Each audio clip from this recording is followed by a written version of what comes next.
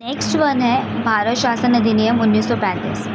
भारत शासन अधिनियम की अगर हम बात करें तो इसमें कुछ इम्पॉर्टेंट पॉइंट्स आ जाते हैं कि अखिल भारतीय संघ की स्थापना कर दी गई इसके थ्रू।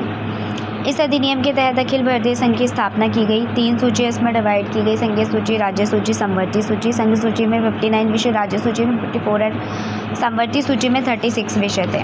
इसके बाद मैंने अपने नोट में मेंशन किया है कि जो अवशिष्ट शक्तियाँ थी वो वायसराय को दे दी गई। इसके अलावा राज्य शासन प्रणाली की समाप्ति और प्रांतीय स्वायत्तता का शुभारंभ हुआ। ये प्रांतों की बात हो रही है, जो सेकेंड और थर्ड पॉइंट है।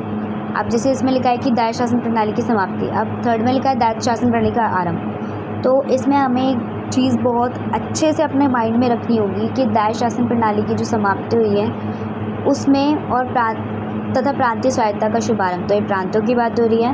एंड दायित्व शासन प्रणाली का आरंभ और संघीय विषयों को स्थानांतरित और आरक्षित विषयों को विभक्त करना, संघीय विषयों को स्थानांतरित और आरक्षित विषयों में, तो ये सेंटर की बात हो रही है। मैंने छोटा सा पॉइंट में भी दे दिया कि ये सेंटर की बात हो रही है। 6 राज्यों में द्विसदनीय व्यवस्था चालू की गई थी: बंगाल, बिहार, बम्बई, मद्रास, संयुक्त राष्ट्र, असम।